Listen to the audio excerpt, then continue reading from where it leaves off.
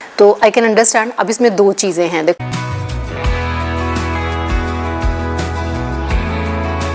Hello everyone, welcome back to shape up your life. तो आज मैं शेयर कर रही हूँ आपसे कि what I eat in a day.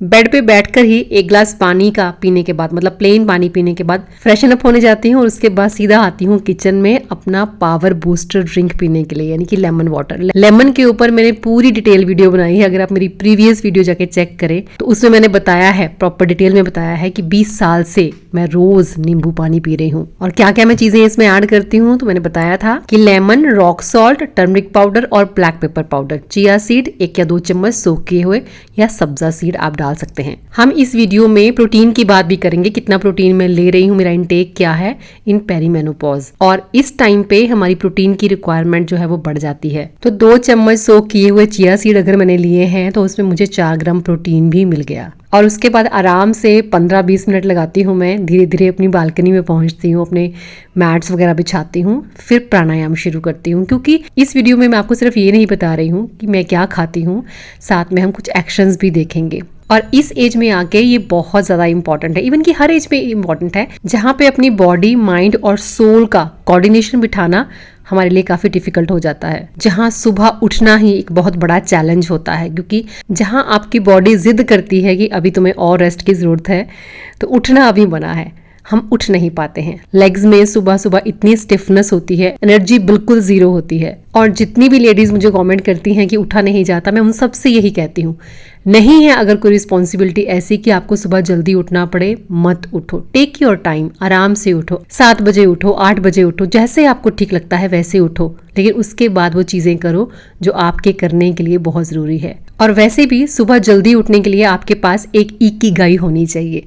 तो मेरे पास वो है, इसलिए मैं उठती हूँ। अगर मेरे पास वो रिस्पॉन्सिबिलिटीज नहीं होती, या लेट उठ के भी मैं अपनी सारी रिस्पॉन्सिबिलिटीज पूरी करते करते अपनी हेल्थ का भी ख्याल रख पाती, तो ऑब्वियसली मैं भी थोड़ा लेट उठती। लेकिन मुझे ऐसा लगता है कि अगर सब कुछ मैनेज करना है तो कहीं ना कहीं मुझे अपनी हेल्थ को कॉम्प्रोमाइज करना पड़ेगा अगर मैं लेट उठती हूँ तो। इसलिए जल्दी उठना मेरी जरूरत है, क्योंकि सुबह के तकरीबन 2-2.5 घंटे मुझे अपने लिए चाहिए होते हैं। प्राणायाम के बाद मैं आके अपने नट्स एंड सीड्स जो मैंने सोक करके रखे होते हैं वो लेती हूँ। वैसे मन तो इस टाइम कर रहा होता है अपनी कॉफ़ी पीने का, लेकिन खुद को रोकती हूँ कि खाली पेट कॉफ़ी नहीं पीनी है। तो इसलिए बादाम, 1 अखरोट काफ़ी है, और साथ में पम्पकिन सीड। पम्पकिन सीड एक एक्सीलेंट सोर्स है मैग्नीशियम का, क्योंकि मैग्नीशियम इस टाइम पे इतना इंपॉर्टेंट है ना। नींद नहीं आती जो रात को हमको, हॉट फ्लैशेस आते हैं, बार बार नींद खुल जाती है, तो मैग्नीशियम की कमी हो जाती है इस एज में, तो सप्लीमेंट भी लेने पड़ते हैं बहुत बार।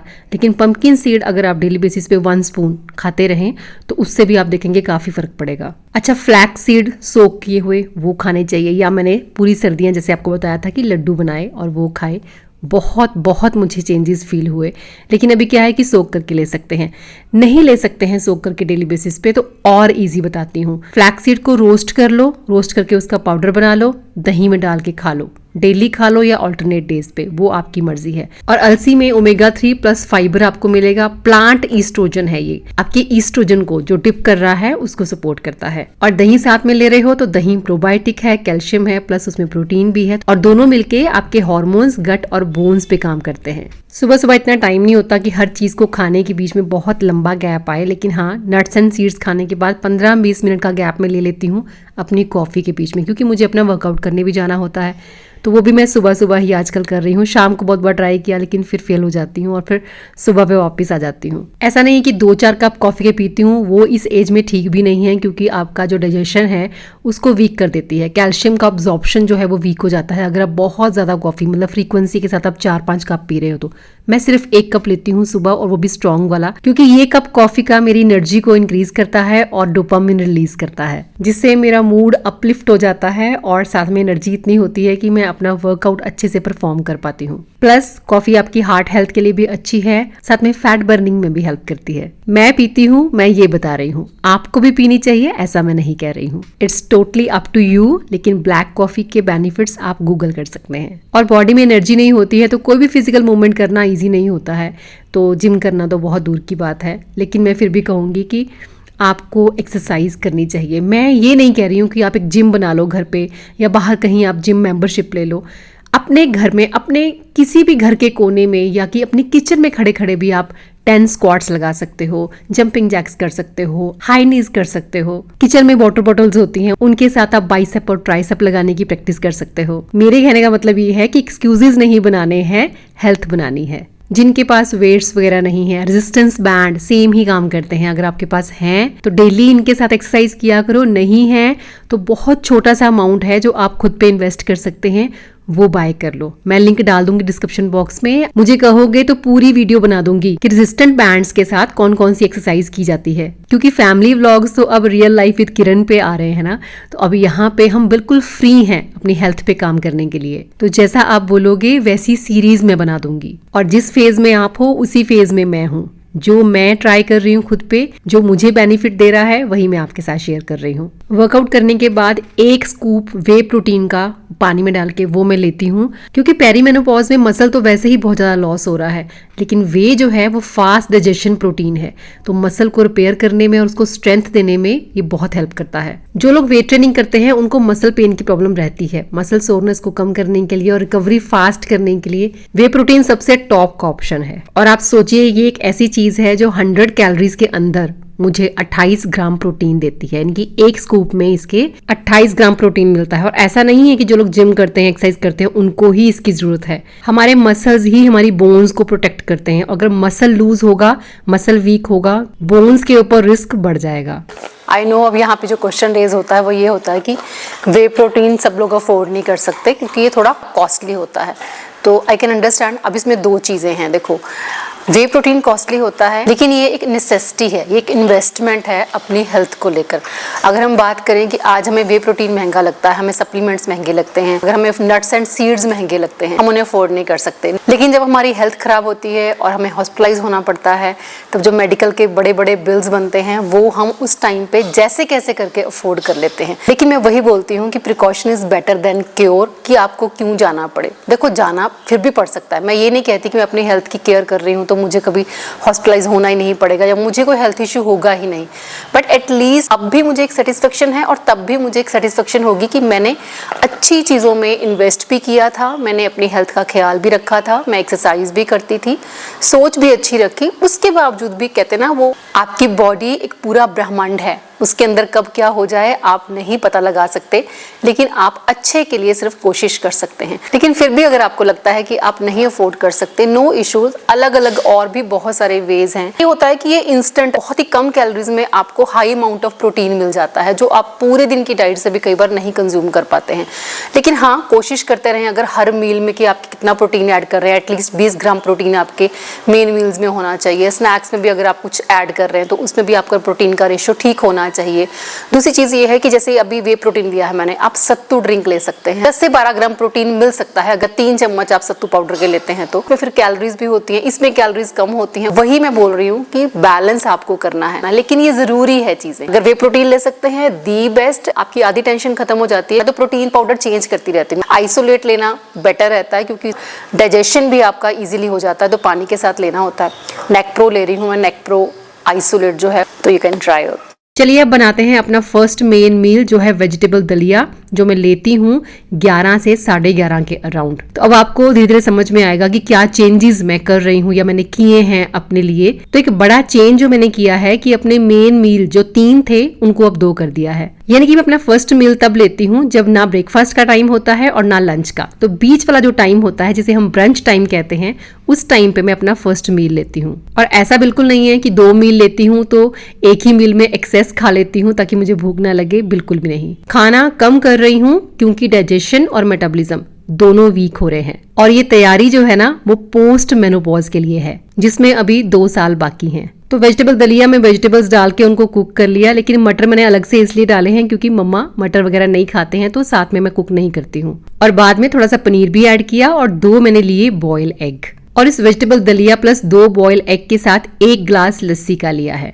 और इस पूरे मील में मुझे कम से कम भी 27 ग्राम प्रोटीन मिला। कैसे? 2 बॉयल एग में 12 ग्राम प्रोटीन, जितने भी पनीर के पीसेस मेरे बोल में आए उससे मुझे 5 ग्राम प्रोटीन तो मिला ही। साथ में मटर से भी 3-4 ग्राम प्रोटीन मिल जाता है। तो सुबह चिया सीड, फिर वे प्रोटीन, और आप इस मील से अब इन तीनों का टोटल मिला के तकरीबन 60 ग्राम प्रोटीन मैं सुबह के टाइम पे ही ले चुकी हूँ। अभी पूरा दिन बाकी है। और अभी आप जिस स्टेज पे हैं ना, वहां पे आपको अपनी बॉडी वेट से ज्यादा प्रोटीन चाहिए। तो खाने में आप कुछ भी खाइए, लेकिन आपका प्रोटीन इंटेक सही होना चाहिए, फाइबर इंटेक सही होना चाहिए, कार्ब्स लेस होने चाहिए। तो इस तरह से वेजिटेबल ऑमलेट के साथ आप एक स्लाइस ब्रेड का या 2 स्लाइस जैसे भी आपको ठीक लगे वो भी आप ले सकते हैं।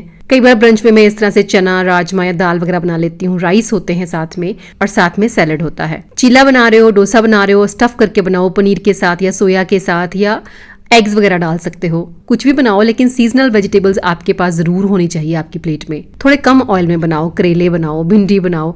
आजकल कद्दू, घिया, इतना वाटर होता है कद्दू में, घिया में, और ये सब्जियां आपको कम कैलोरीज में अच्छा खासा फाइबर देती हैं। अब बोल ऑफ कद्दू के साथ या घिया के साथ आप बॉयल एग रख लो, साथ में एक बेसन की चपाती या रागी की रोटी, कुछ भी आप ले सकते हैं। जैसे एक दिन मैंने भिंडी और करेले बनाए थे सुबह, तो मैंने साथ में वो भी थोड़े थोड़े लिए, साथ में पनीर की भुर्जी ली, सैलेड लिया बहुत सारा, और रागी की एक रोटी। लेकिन दही या लस्सी जरूर आपके खाने में होना चाहिए, क्योंकि आपके गट को सपोर्ट करने के लिए ये बेस्ट ऑप्शन है। मैंने 2 मील लेना ट्राई किया और मुझे इतना अमेजिंग लगा, सच में कह रही हूँ। बिना भूख के कई बार हम खाते रहते हैं टाइम देखकर कि टाइम हो गया ब्रेकफास्ट का, लंच का या डिनर का। नहीं, अब वो टाइम नहीं है कि आप टाइम देखकर खाना खाओगे। अब आपको खाना कम करना है, डेफिसिट में जाना है। कार्ब्स तो स्पेशली आपको कम करने ही हैं। भूख फील होती है, खाओ, लेकिन प्रोटीन ढूंढो कि क्या मैं ले सकती हूँ प्रोटीन में, और साथ में सब्जियां ऐड कर लो। मतलब फाइबर और प्रोटीन आपका मेन टारगेट होना चाहिए। आप ये डाइट फॉलो करके देखो, आपको नहीं सूट करे, नहीं लगे, मैं हमेशा कहती हूँ अपनी बॉडी की सुनो, लिसन टू योर बॉडी। हम सबको सुनते हैं इंटरनेट पे, आप मुझे भी सुन रहे हो, लेकिन प्लीज मुझे ब्लाइंडली फॉलो मत करना।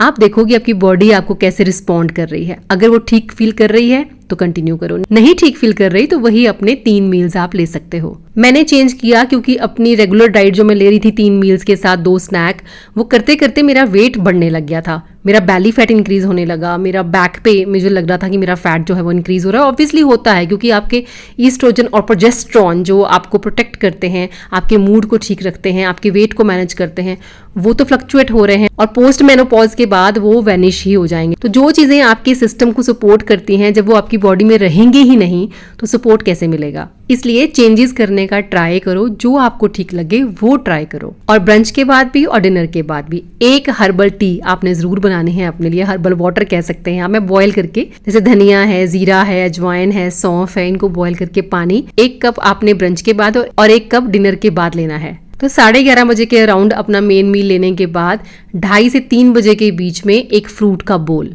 और वो भी एनी सीजनल फ्रूट जो आपको पसंद है। मैंगोज भी आप खा सकते हैं। ऐसा मत सोचना कि हम मैंगो खाएंगे, मीठा बहुत होता है तो वेट बढ़ जाएगा। खाओ, लेकिन मॉडरेशन में खाओ। ऐसा नहीं है कि मैंगो पसंद है तो सिर्फ हम मैंगो ही खाए जा रहे हैं। आजकल देखो तरबूज आ रहा है, खरबूजा आ रहा है। तरबूज में 90% वाटर होता है, तो वेट को मैनेज रखने के लिए बेस्ट फ्रूट है। उसके बाद बारी आती है शाम की चाय की। तो 1 कप जो नॉर्मल चाय, हमारा दूध और पत्ती वाली, वो मैं ज़रूर लेती हूँ। मैं ज़्यादा नहीं पीती, लेकिन हाँ शाम को 1 कप मुझे लेना होता है। आजकल ले रही हूँ, हो सकता है इन फ्यूचर जैसे गर्मी बढ़ती जाएगी तो लस्सी पे आ जाऊंगी। फिलहाल 1 रागी की कुकी जो मेरी घर पे बनाई हुई है। मैं मार्केट के बिस्किट्स वगैरह नहीं खाती हूँ। अब ये तब है जब मुझे ज़्यादा भूख फील नहीं हो रही है। तो लेकिन अगर मुझे भूख फील हो रही है तो मैं अपने आप को स्टार्व बिल्कुल नहीं करूंगी। कई बार आपने काम ज़्यादा किया होता है, कहीं आप बाहर जाके आए हो, आपको भूख फील हो रही है, बनाओ अपने लिए चना चाट, पनीर चाट, मूंगफली चाट, या फिर जो रोस्टेड चना होते हैं उनको थोड़ा सा क्रश करके उनकी भी आप चाट बना सकते हो। इतना इजी है। बॉयल चने हमारे पास पड़े होते हैं, फटाफट से निकालो। हरी चटनी अपने पास रखो। कुछ ज्यादा फैंसी चीजें करने की जरूरत नहीं है अपने लिए। सिंपल में भी आप अच्छा और टेस्टी खाना खा सकते हैं। तो सुबह मैंने दलिया लिया था और रात को मैंने दाल राइस खाए थे। दाल राइस के साथ मैंने सोया चंक्स। सोया चंक्स देखो सबसे इजीएस्ट वे है अपनी डाइट में प्रोटीन ऐड करने का। टाइम है अगर आपके पास, आराम से इनको मैरिनेट करो, एयर फ्रायर करो, फैंसी सा बना के खाओ। नहीं टाइम है ना, तो मेरी तरह एक छौंक लगाओ जिसमें सिर्फ जीरा वगैरह डाल के, सीजनिंग डाल के और टमाटर डालो और सीटी लगवा दो सोया चंक्स को। 50 ग्राम सोया चंक्स, प्रोटीन पता कितना होता है? 18 से 20 ग्राम। राइस बहुत ही कम, दाल की चाहे 1 कटोरी भर के ले लो, साथ में सोया चंक्स ले लो, साथ में सैलेड ले लो। 2 मील्स अगर आप खा रहे हो ना तो सूप्स वगैरह के ऊपर बिल्कुल नहीं जाना। लेकिन हाँ, अगर आपको 3 मील ही खाने हैं तो डिनर बिल्कुल लाइट कर दो। आ जाओ सिर्फ दाल की 1 कटोरी पे, सब्जी की 1 कटोरी पे, या फिर सूप के ऊपर। और उसके बाद वही अपना हर्बल टी ले सकते हैं या फिर कैमोमाइल टी ले सकते हैं। और ये टी पीते हुए मैं अपना जर्नल लिखती हूँ। और सालों से जर्नल लिखते लिखते मैंने अपनी लाइफ को इतना बदल लिया है कि अब इसके ऊपर मैं एक पूरा कोर्स रेडी कर रही हूँ आप सबके लिए। ये कोर्स होगा self improvement plus journaling course. देखो, हम डाइट कितनी भी अच्छी क्यों ना लें, लेकिन वो वर्क तभी करती है जब हमारा माइंड डी क्लटर होता है, क्योंकि क्लटर माइंड के ऊपर कुछ भी इफेक्ट नहीं करेगा। तो अभी आप ये डाइट फॉलो करो और नेक्स्ट वीडियो में हम देखेंगे कि how to declutter your mind, क्योंकि अब कुछ कदम अपने लिए। मिलूंगी नेक्स्ट वीडियो में। Till then bye bye, take care and stay healthy.